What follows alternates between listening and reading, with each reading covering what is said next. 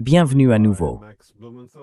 Nous avons aujourd'hui le grand privilège d'être rejoints par Max Blumenthal, journaliste primé et rédacteur en chef de The Grey Zone. Merci d'être revenu parmi nous. J'espérais que vous pourriez nous éclairer sur ce qui se passe actuellement avec cette offensive des États-Unis en Amérique latine. Comme nous le savons, Washington a présenté de nombreuses raisons pour lesquelles il devait attaquer le Venezuela. Ils sont intervenus, ont tué beaucoup de gens et ont enlevé le président ainsi que son épouse. Il y a maintenant un procès à New York. Que se passe-t-il réellement en ce moment? Il est très difficile pour les observateurs extérieurs d'avoir une vue d'ensemble claire de ce chaos immense.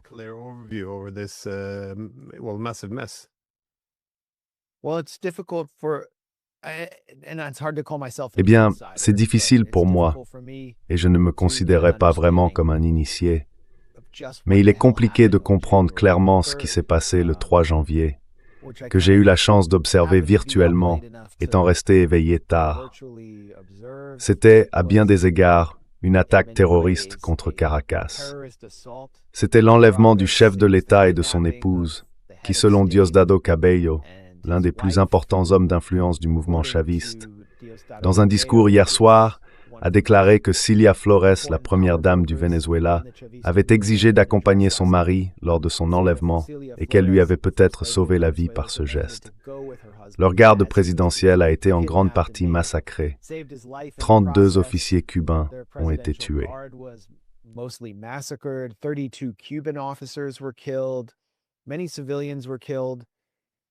De nombreux civils ont également été tués, mais apparemment, il n'y a eu aucune perte humaine du côté américain. Aucun hélicoptère n'a été abattu. Il volait à environ 30 mètres d'altitude. Ma première réaction a donc été d'y voir soit un effondrement militaire stupéfiant du côté vénézuélien, pour une invasion qu'il préparait depuis 2005, soit quelque chose de tout à fait différent. La CIA s'y préparait aussi, à tel point qu'elle avait annoncé son plan pour une opération Halo, c'est-à-dire une opération à haute altitude et ouverture basse, au palais de Miraflores dans la série Jack Ryan, en expliquant exactement ce qu'elle comptait faire. C'est essentiellement ce que la Delta Force a fait là où Nicolás Maduro se trouvait.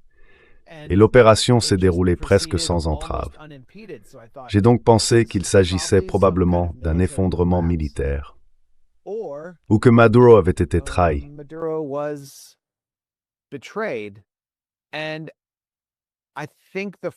Et je pense que la première explication est probablement la bonne. J'ai interrogé l'ancien ministre des Affaires étrangères du Venezuela, Jorge Arreaza, qui est un proche de la nouvelle présidente par intérim, Delcy Rodríguez, quelqu'un que j'ai déjà interviewé par le passé.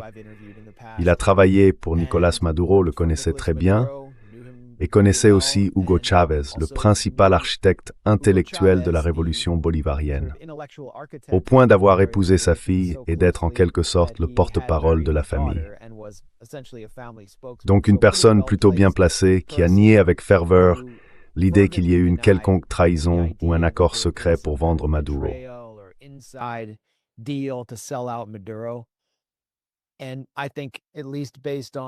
Et je pense que, du moins d'après toutes les personnes qu'il connaît, je le crois sur parole à ce sujet.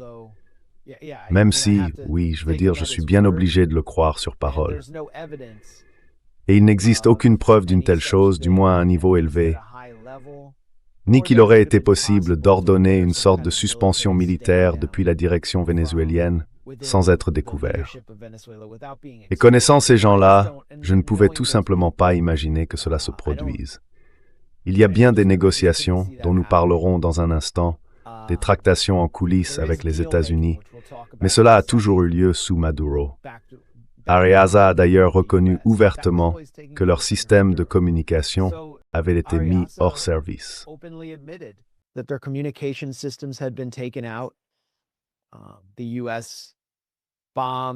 Les États-Unis ont bombardé les 2 principales bases qui auraient permis au Venezuela de réagir immédiatement.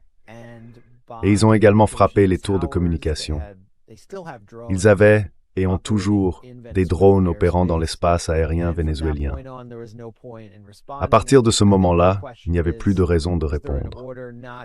Je pense que la question est de savoir s'il y a eu un ordre de ne pas faire décoller les avions Sukhoi pour une contre-attaque, car à ce stade, cela n'aurait fait qu'aggraver le nombre de victimes en s'engageant directement contre les Américains.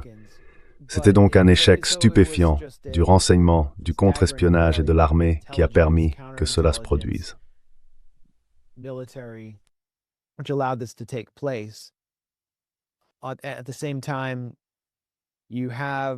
En même temps, on constate une forme de réussite à long terme du mouvement chaviste et de ce gouvernement qui a subi tant de pressions violentes, tentatives d'assassinat, émeutes de rue, des années et des années de sanctions écrasantes. Le succès, c'est qu'il n'y a pas eu de changement de régime. Aucun changement de régime n'a eu lieu. Et l'on trouve une fidèle chaviste à la présidence par intérim, Delcy Rodriguez, attachée à la vision de la souveraineté nationale, qui est actuellement présidente et qui s'engage également à ramener Nicolás Maduro et Cilia Flores au Venezuela.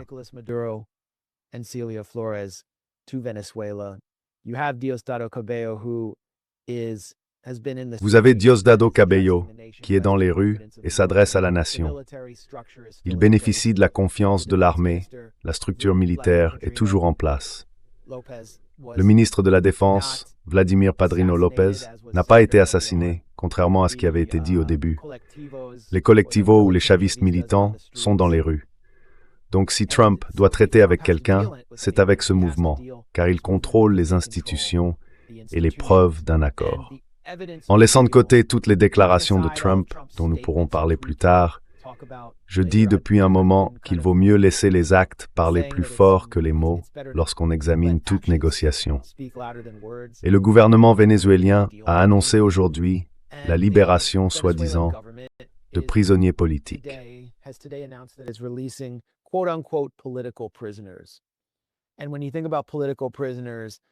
Et quand on pense aux prisonniers politiques, il s'agit souvent de personnes qui ont planifié des émeutes violentes, qui ont commis des actes de violence, qui ont préparé des coups d'État, des personnes qui étaient essentiellement membres d'une opposition soutenue par les États-Unis, une opposition que les États-Unis ne toléreraient jamais sur leur propre territoire.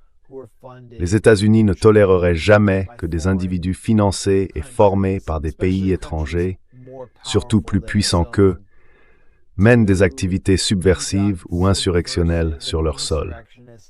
Mais c'est précisément ce à quoi le Venezuela est principalement confronté lorsqu'il s'agit de prisonniers politiques. Et il se peut qu'il y ait eu certaines personnes injustement accusées ou maltraitées, mais je n'ai pas leur nom. Et vous savez qui d'autre n'avait pas ces noms jusqu'à très récemment?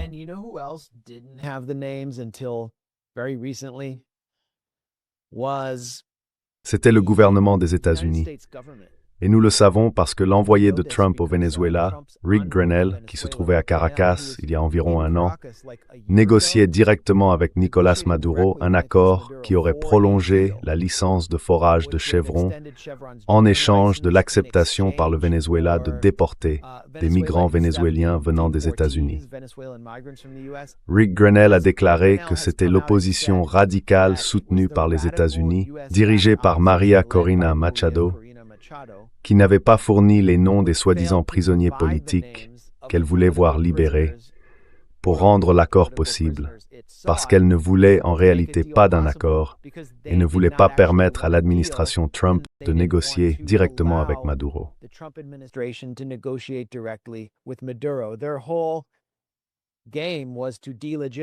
Tout leur jeu consistait à délégitimer Maduro, à empêcher le Venezuela de conclure un accord qui aurait même permis à ses propres citoyens de sortir de prison, de les libérer des prétendus centres de torture. Donc s'ils étaient torturés de manière aussi horrible et traités aussi mal, pourquoi ne pas immédiatement considérer cela comme une urgence et les faire sortir? C'est parce que tu es un sociopathe cynique. Et Marco Rubio faisait partie de ce processus d'obstruction d'un accord à cette époque. C'est pourquoi il a fait quelque chose d'encore plus sadique. Au lieu d'envoyer un avion de migrants vénézuéliens directement à Caracas pour y être expulsé, il a envoyé l'avion, sans qu'aucune négociation ne soit achevée, vers le Salvador, chez son ami, le comprador local, l'homme fort autoproclamé, dictateur le plus cool du monde, Nayib Bukele. C'était en mars 2025, juste au moment où Trump venait de reprendre pour la deuxième fois.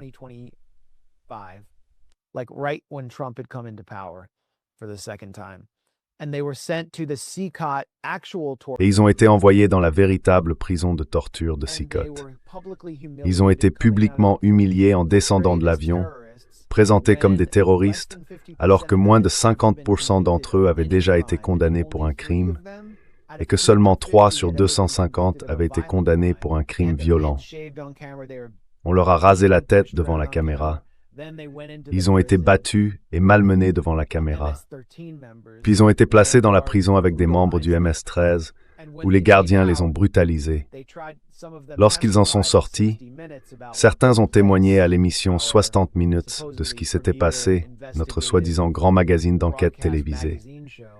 Et la fidèle de Trump, ou la servile de Trump, Bari Weiss, a annulé la diffusion parce que c'était trop embarrassant pour Rubio et le conseiller de Trump, Stephen Miller.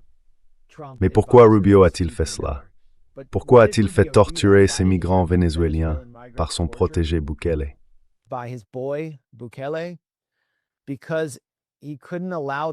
Parce qu'il ne pouvait pas leur permettre de retourner au Venezuela, car, une fois encore, cela aurait permis des négociations directes. Voilà donc une première raison.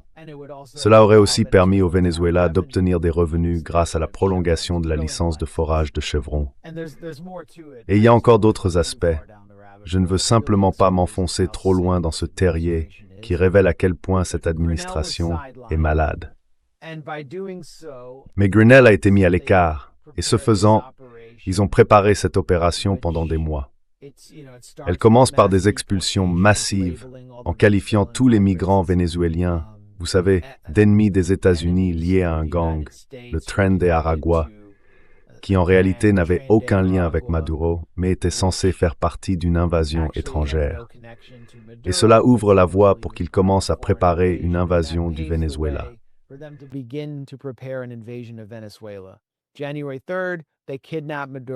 Le 3 janvier, ils enlèvent Maduro, destituent le chef de l'État, et maintenant, soudainement, ils concluent un accord selon lequel ces soi-disant prisonniers politiques sont libérés. Je pense que cela fait partie d'un accord plus large. Trump a déclaré que cet accord plus large comprend le fait que le Venezuela accepte de vendre entre 30 et 50 millions de barils de pétrole aux États-Unis. Les États-Unis l'achètent directement au Venezuela. Et que l'État perçoive les revenus à condition qu'ils soient utilisés pour acheter des produits américains, ce qui devrait, en théorie, stimuler l'économie américaine. Trump a déjà fait cela auparavant. Mais il y a un autre aspect fou, je dirais inquiétant, de cette partie de l'accord, et je ne sais pas si cette partie a réellement été autorisée par Caracas.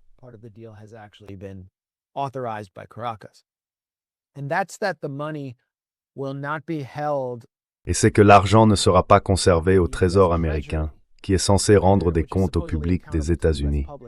Il sera placé sur des comptes offshore, ce qui signifie que Trump Incorporated pourrait piller ces fonds. La CIA pourrait les utiliser pour des opérations clandestines. Cela deviendrait en somme un fonds occulte du monde de Trump, échappant au contrôle de toute institution prétendument démocratique. Il prépare donc clairement quelque chose de très sournois et de très révélateur des intentions de Trump au Venezuela et de ce que tout cela signifie. Au fond, pour Trump et ses proches, il ne s'agit que de pillage. Il ne s'agit que d'argent. C'est cela l'âge d'or selon Trump.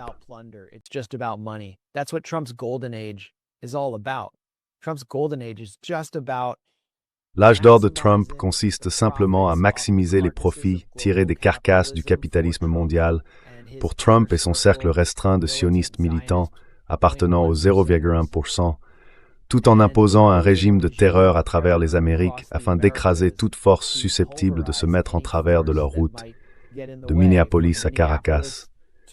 Nous assistons à tout cela en ce moment même.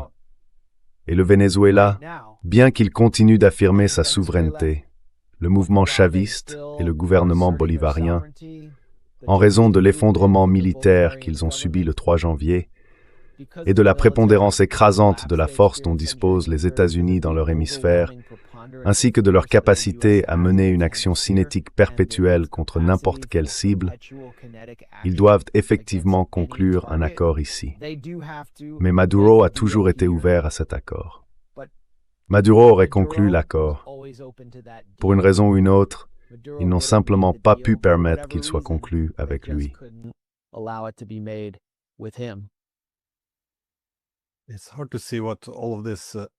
Il est difficile de voir quel rapport tout ce pillage a avec le narcoterrorisme. Je pense qu'ils se sont un peu écartés du scénario. Mais en matière de négociation, il semble que les accords devraient couvrir un champ plus large, puisque Trump a dit, vous savez, nous dirigeons désormais le Venezuela. Mais c'est un peu étrange, car ils n'ont fait qu'enlever le président et tuer quelques personnes. On ne comprend pas bien pourquoi. Il ne contrôle pas le gouvernement.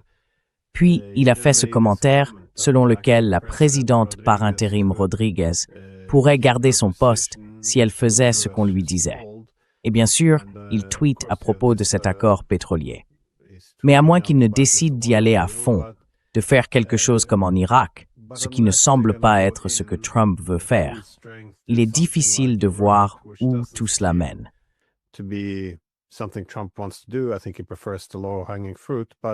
Je pense qu'il préfère les solutions faciles, obtenir ce qu'il veut par des menaces et un peu de bombardement. Mais quel genre d'accord cherche-t-il vraiment à conclure, selon toi? On dirait qu'il veut faire pression sur le gouvernement vénézuélien pour qu'il accepte la manière dont il veut que le pays soit dirigé. En d'autres termes, ils peuvent le diriger tant que c'est selon ses ordres. Mais ce qu'il exige semble un peu excessif. Il ne s'agit pas seulement de vendre un peu de pétrole. Il parle de couper le Venezuela de la Chine, de la Russie et d'autres partenaires. En somme, d'en faire la station-service exclusive des États-Unis. As-tu entendu parler de ce genre d'accord qu'ils essayent de conclure? Parce que si tu écoutes Trump, on dirait qu'ils ont déjà conquis le Venezuela.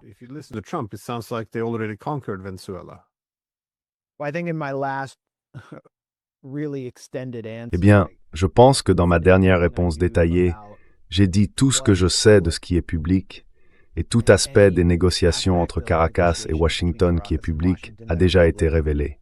Mais il y en aura certainement davantage. Et comme vous l'avez dit, les exigences de Trump envers Caracas sont lourdes. Il en demande clairement trop. Sa prétention à posséder le pétrole du Venezuela n'est pas seulement exagérée, elle est fausse, car il n'y a pas eu de changement de régime. Il ne peut pas dire à Delcy Rodriguez de faire tout ce qu'il veut, car derrière Delcy Rodriguez se trouvent les institutions de l'État.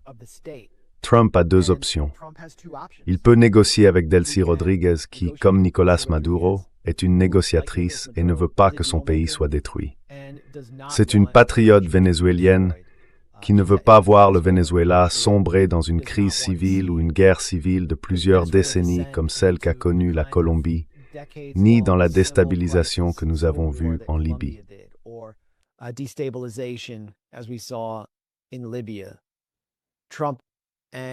Trump et Rubio n'ont pas de force ennemie exogène à armer et à utiliser contre le mouvement chaviste à l'intérieur du Venezuela, comme ils l'ont fait ailleurs, avec Mohamed Jolani, alias Ahmed al-Shara, en Syrie, qui opérait sous la fausse couverture des rebelles modérés. Ou, si vous étiez trotskiste, vous auriez pu penser qu'il existait ces anarchistes démocratiques, des militants locaux prêts à intervenir. Mais ils n'ont pas cela au Venezuela. Ils ont essayé les émeutes violentes connues sous le nom de Guarimbas. Cela a échoué. Ils ont essayé Juan Guaidó et la soi-disant intervention humanitaire avec l'USAID. Cela a échoué. Tout ce qu'ils ont tenté a échoué jusqu'à présent, et maintenant, ils ont obtenu un certain levier avec ce raid militaire. Ils ont tué beaucoup de gens, c'était une sorte d'opération à la manière israélienne.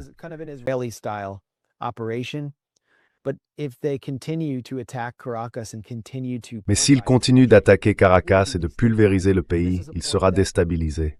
Et c'est un point que Jorge Arreaza, l'ancien ministre des Affaires étrangères, m'a souligné lors de notre entretien. Avec nous au pouvoir, nous garantissons la stabilité. Nous maintenons la paix. Donc il faut traiter avec nous. Trump ne possède pas le Venezuela. Le Venezuela appartient au Venezuela. La structure de gestion tout d'abord. De PDVSA a expulsé les dirigeants de l'opposition en 2005, puis a tenté de pousser ExxonMobil à jouer selon ses règles, ce qui signifiait conclure un accord gagnant-gagnant où le Venezuela reçoit une part des revenus du pétrole extrait de son propre sol. Depuis lors, le Venezuela a... Eh bien, c'est à ce moment-là que le Venezuela a enfin contrôlé le Venezuela. C'est vraiment cela que représentait la révolution bolivarienne. That's really what the Bolivarian Revolution was about. At its base, it is a nationalist revolution. À la base, c'est une révolution nationaliste. On peut la voir comme socialiste parce qu'elle s'est inspirée de Cuba, dans ses symboles, ses concepts, dans les comunas et les cooperativos qu'ils ont mis en place à travers le pays, et dans une partie de la nationalisation économique qui s'est particulièrement produite sous Chavez. Mais c'est fondamentalement une révolution nationaliste visant à contrôler leurs propres ressources. Cela fait du Venezuela un pays fort et un acteur puissant sur la scène mondiale, en menant l'avant-garde du multipolarisme. Et je ne vois pas ce gouvernement, ni ceux qui le dirigent, abandonner ce modèle ou l'idéologie bolivarienne de base.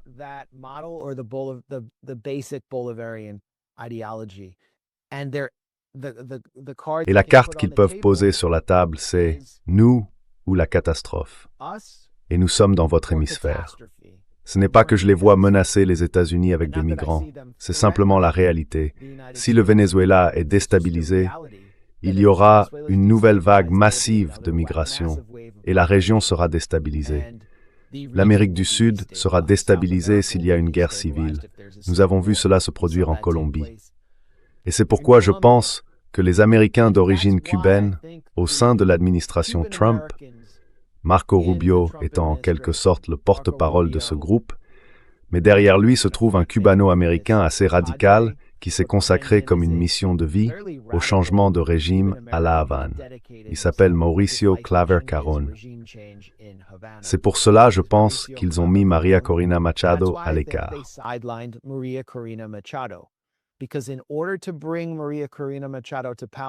Parce que pour porter María Corina Machado au pouvoir, et ils l'ont pratiquement dit publiquement, il aurait fallu occuper militairement le Venezuela avec des troupes américaines.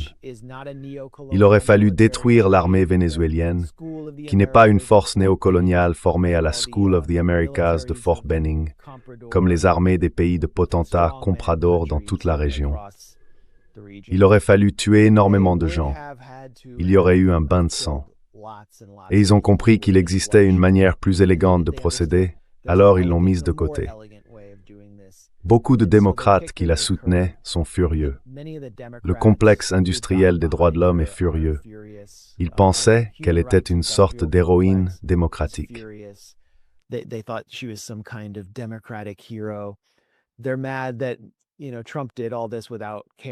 Ils sont furieux parce que, tu sais, Trump a fait tout cela sans se soucier de la démocratie ni des droits humains. Tout le vernis du lobby du changement de régime au Venezuela est tombé, et on voit bien que tout cela ne concerne plus que le pétrole.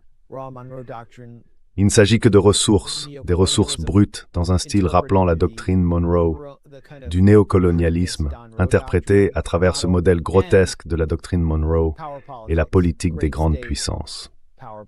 Et donc, comme tu l'as évoqué, Glenn, c'est aussi un message adressé à la Russie et à la Chine. Trump pousse le Venezuela à réduire ses liens avec la Russie et la Chine, et la Russie comme la Chine ont déjà été mises à l'épreuve. La Russie directement à travers la saisie par Trump du Marinera, connu sous le nom de pétrolier dans l'Atlantique Nord, en coordination probablement avec la première ligne du groupe anti-russe de l'OTAN.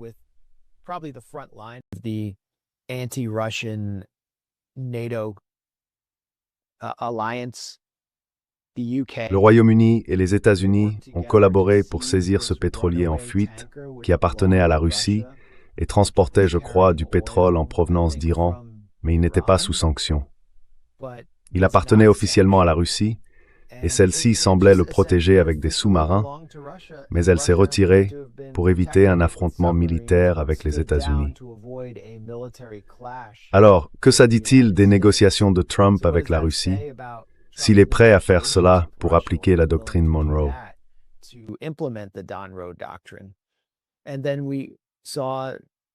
Et puis nous avons vu le président Xi de Chine envoyer des émissaires au palais de Miraflores pour rencontrer Nicolás Maduro, quelques heures seulement avant qu'il ne soit enlevé. C'était clairement une démonstration de soutien au Venezuela. Que leur est-il arrivé? Ont-ils été prévenus équitablement par les États-Unis qu'il allait y avoir cette dangereuse attaque militaire? C'était aussi, de toute évidence, un message adressé à la Chine elle-même, qui possède d'immenses investissements dans la ceinture de l'Orénoque, la région pétrolifère du Venezuela, ainsi que dans les minerais, la construction et divers projets vénézuéliens à travers l'Amérique latine. C'est une manière de couper la route de la soie des Amériques. Trump dit ouvertement que le Venezuela doit, en somme, devenir une propriété américaine.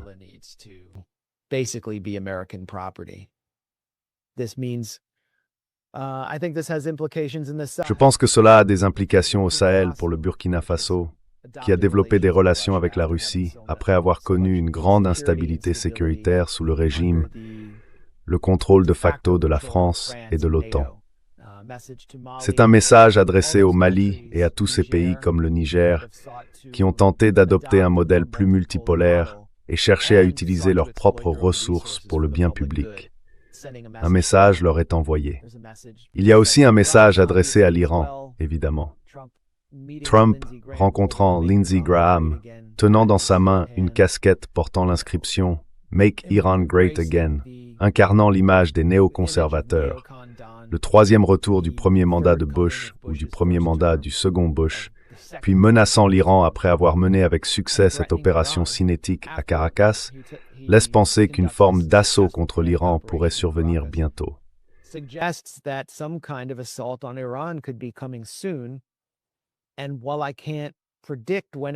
Et même si je ne peux pas prédire quand cela pourrait se produire, nous devons tenir compte du fait que les élections de mi-mandat approchent et que les démocrates, aussi mal que ce parti soit dirigé aux États-Unis, sont en train de progresser.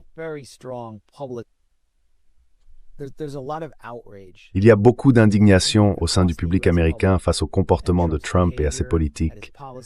Les gens sont mécontents de l'économie, ils sont contrariés par le coût inabordable des biens, ce qui est en partie dû à ses tarifs douaniers. Ce qui s'est passé hier à Minneapolis où une mère de 37 ans a été pratiquement exécutée par un agent de l'ICE, un sbire de l'ICE, abattue presque à bout portant alors qu'elle s'éloignait en voiture.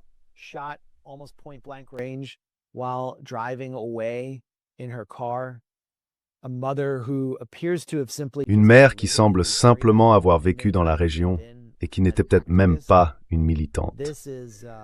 C'est un moment charnière, je pense, dans la campagne de Trump, dans le second mandat de Trump, qui le conduit vers une défaite électorale aux élections de mi-mandat. Et cela signifie qu'Israël et les forces qui veulent attaquer l'Iran deviennent nerveux, car sans Trump ou sans un Trump fort et un Congrès républicain, il leur sera plus difficile, par exemple, d'éviter le type de résolution sur les pouvoirs de guerre qui a finalement été autorisé aujourd'hui au Sénat, obligeant Trump à s'adresser au Congrès pour autoriser toute action militaire supplémentaire contre le Venezuela.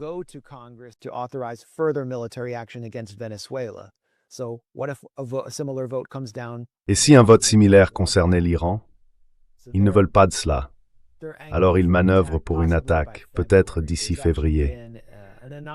Il y a en fait un compte anonyme qui a parié environ 400 000 $ sur une frappe de Trump contre l'Iran, ou d'Israël contre l'Iran, avant le 31 janvier. Était-ce un initié de l'armée israélienne? Toutes sortes d'argent ont été gagnés grâce aux différentes manœuvres de Maria Corina Machado, y compris l'obtention d'un prix Nobel par le biais de délits d'initiés sur Polymarket. Cela ressemble donc à un autre cas de délit d'initié, et c'est une bonne façon de faire des prévisions. Je pense que si l'Iran attaquait Israël en ce moment même, ce serait par définition une attaque préventive. It would be by definition a preemptive attack.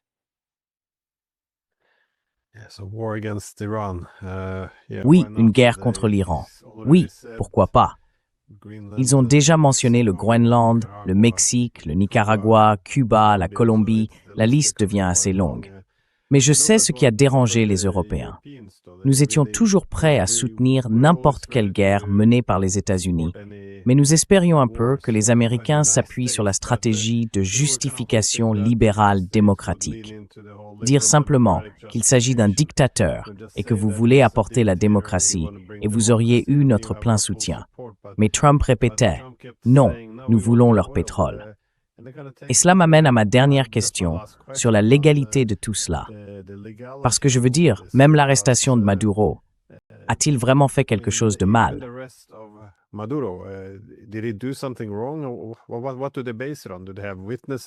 Sur quoi se base-t-il? Ont-ils des témoins ou des preuves? Et puis, la manière dont il a été emmené. Je sais qu'ils doivent appeler cela une arrestation, mais c'est un enlèvement. Peut-on même traduire un chef d'État devant un tribunal à New York? Cela semble être une contradiction. Cela paraît très illégal. Et aussi, que se passe-t-il s'il est déclaré innocent? Est-il possible qu'ils le permettent? Que vont-ils faire? Le renvoyer au Venezuela en disant « Désolé, nous avons tué toutes ces personnes ». Je me demandais simplement si vous pouviez dire quelque chose sur la légalité de toute cette affaire, et au moins sur la manière dont ils la présentent comme légale, ou s'ils ignorent complètement cet aspect.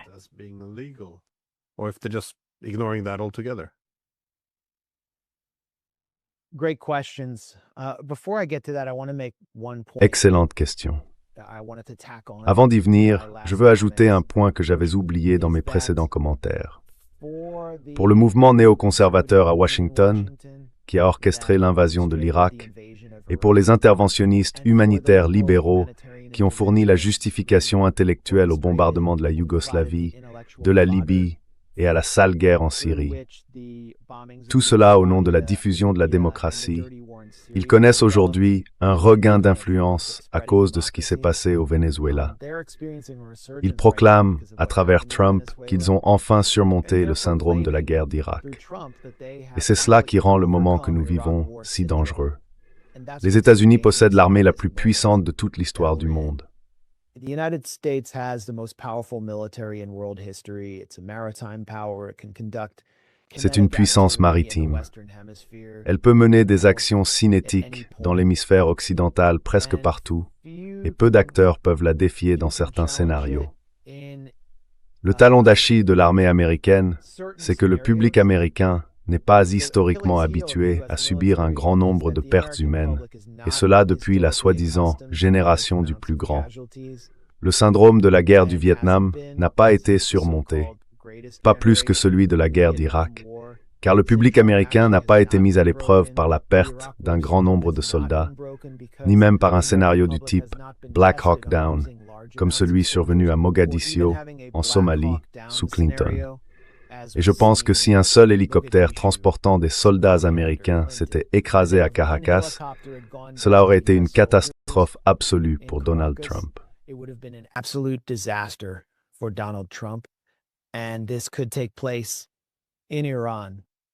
Et cela pourrait se produire en Iran. Donc c'est quelque chose à garder à l'esprit, car c'est l'un des grands débats en cours en ce moment. Je pense que l'un des principaux débats intellectuels ou idéologiques à Washington se déroule principalement au sein du Parti républicain. Concernant la question de la légalité de l'arrestation de Nicolás Maduro, tout d'abord, selon l'affaire République démocratique du Congo contre Belgique devant la Cour internationale de justice, il est illégal d'enlever un chef d'État et de le juger devant un tribunal national. Cela doit se faire par le biais d'un acte d'accusation de la CPI, puis on le transfère à la Haye. C'est la même procédure qui a conduit à l'inculpation de Netanyahou.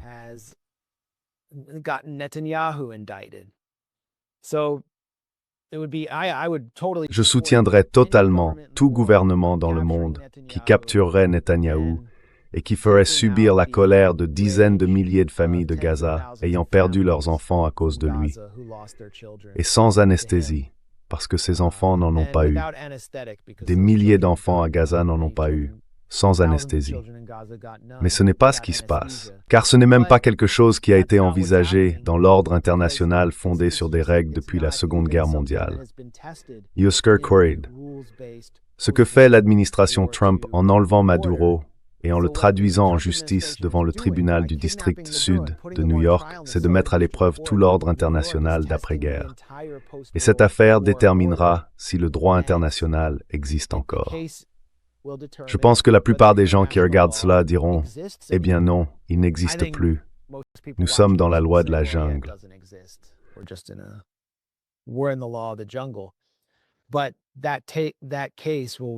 Mais cette affaire portera vraiment un coup fatal au droit international si Maduro peut être condamné. Donald Trump, le régime américain, voulait faire la même chose à Julian Assange. L'enlever, le juger devant un tribunal américain, l'enfermer pour le crime de journalisme. Le problème n'était pas le droit international. Le problème, c'était le premier amendement. Il faisait simplement du journalisme et il n'était pas citoyen américain. Ensuite, si l'on regarde de plus près, si l'on examine l'acte d'accusation, la conspiration de narcoterrorisme est une pure fraude. L'acte d'accusation de 2020 contre Maduro l'accusait d'être à la tête de ce cartel des fils, un prétendu syndicat criminel de narcoterroristes qui en réalité n'existait pas. Je dis depuis un certain temps qu'il n'existait pas.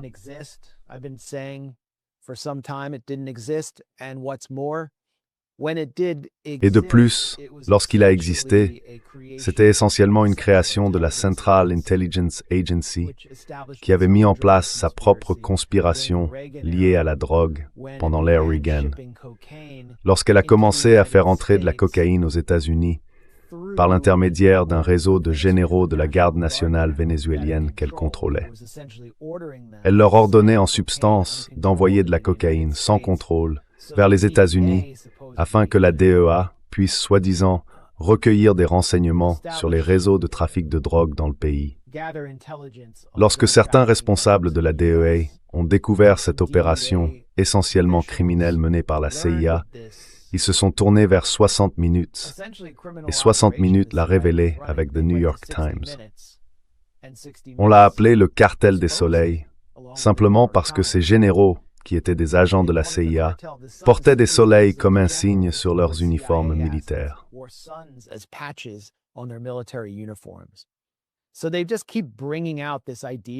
Alors, ils continuent simplement à ressortir cette idée du cartel des soleils pour attaquer le gouvernement du Venezuela. On n'avait pas entendu le terme cartel des soleils entre ce reportage de 60 minutes et probablement 2014. C'est à ce moment-là que le gouvernement américain a commencé à faire pression sur l'ancien chef du renseignement militaire sous Hugo Chavez, au moment où Nicolás Maduro arrivait au pouvoir. Il s'appelait Hugo El Pollo Carvajal. On l'appelait El Pollo parce qu'il ressemblait un peu à un poulet. Il a été accusé d'être le chef d'un réseau corrompu de généraux vénézuéliens qui expédiaient de la cocaïne vers les États-Unis, et ils ont simplement dit « Oh, le cartel des soleils ». C'était dans son premier acte d'accusation. Il a été arrêté à Aruba en 2014, mais a été renvoyé au Venezuela.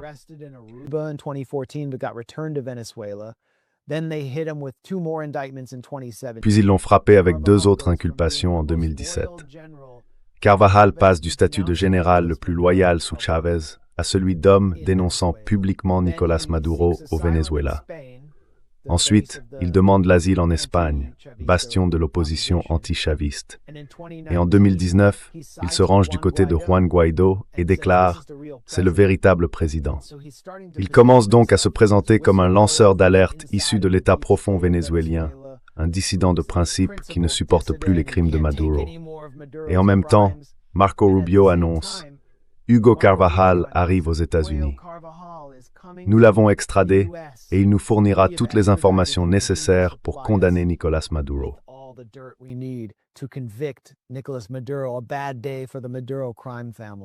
Une mauvaise journée pour la famille criminelle Maduro.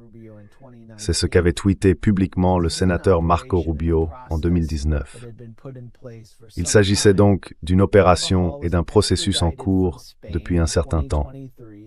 Carvajal a été extradé d'Espagne en 2023. Les États-Unis ont tout fait pour l'empêcher d'obtenir l'asile en Europe et pour le traduire devant le tribunal du district sud de New York. Devant le même juge qui présidera le procès de Maduro en juin prochain, Carvajal a été reconnu coupable d'un complot de narcoterrorisme. Il a signé un accord de plaidoyer secret avec l'administration Trump pour fournir des informations compromettantes sur Maduro. Et en échange, sa peine potentielle de 50 ans pourrait être réduite à seulement quelques années.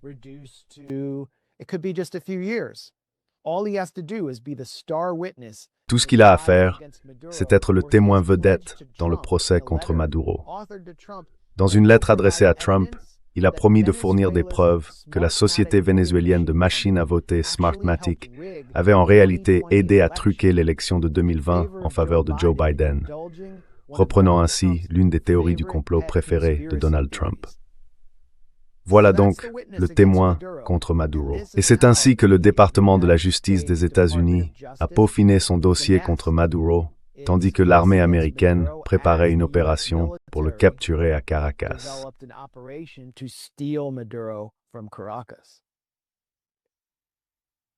C'est fou. C'est ainsi que l'état de droit est censé fonctionner. C'est une mafia contre une fausse conspiration narco-terroriste. C'est en réalité une opération mafieuse sophistiquée. Il faut leur reconnaître le mérite d'avoir réussi leur coup de cette manière, mais c'est du gangstérisme, un gouvernement dirigé par des gangsters.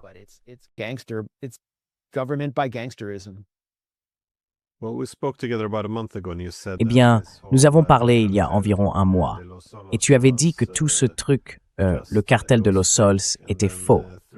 Et puis il y a 3 jours, après l'attaque, le Washington Post a publié un article disant que ce n'était pas une véritable organisation. Et tu dis la même chose pour la télévision française aussi. France 24 a dit la même chose. Alors est-ce une véritable organisation ou est-ce inventé? Tu sais, je dirais qu'ils auraient dû t'écouter à la place. C'est un peu tard pour sortir ça maintenant.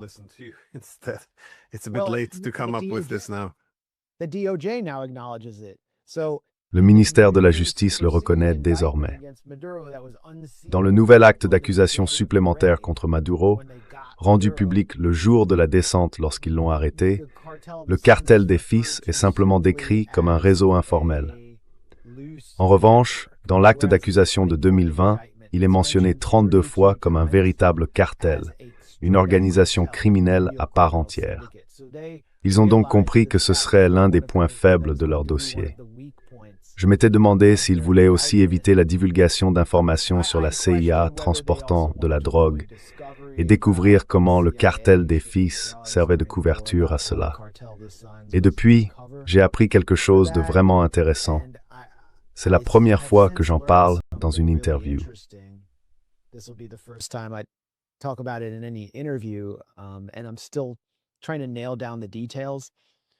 Et j'essaie encore de clarifier les détails, mais il y a ce vol mentionné dans l'acte d'accusation. Un vol parti de l'aéroport international Simón Bolívar au Venezuela à destination de Campeche au Mexique à bord d'un DC-9, un type d'avion privé transportant des tonnes de cocaïne. Ils affirment que ce jet était géré par Pollo Carvajal et que dans les coulisses, Diosdado Cabello, qui fait toujours partie du gouvernement vénézuélien et est également inculpé dans l'affaire Maduro, supervisait cette expédition de cocaïne censée être destinée aux États-Unis. Mais il n'avait aucune preuve que cette cocaïne était réellement destinée aux États-Unis. C'était en dehors de la juridiction américaine. Donc cela pouvait être rejeté pour cette raison.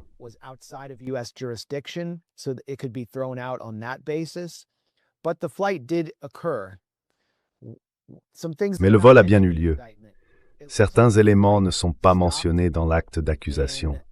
Il semble que l'avion se soit arrêté quelque temps dans une ville colombienne où il aurait pu embarquer la cocaïne. Le DC-9, surnommé Cocaine One, appartenait à une société américaine qui avait changé de main avec une autre société américaine, dont le propriétaire était un associé de Jeb Bush. Il semble très clair que ce DC-9 appartenait à une sorte de société écran liée à la CIA. Ainsi, Hugo Carvajal, lorsqu'il a présenté sa défense devant le tribunal du district sud de New York, a affronté cette accusation et a même cherché à appeler comme témoin le propriétaire du jet DC-9.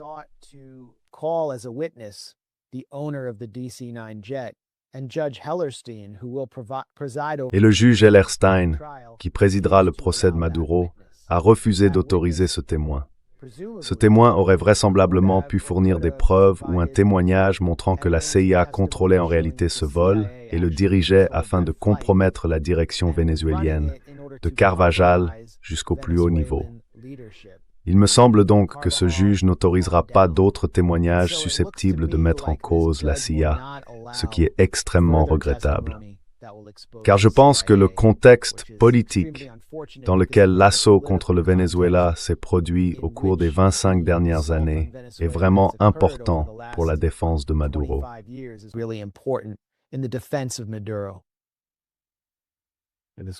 Et ça pourrait être un procès très embarrassant.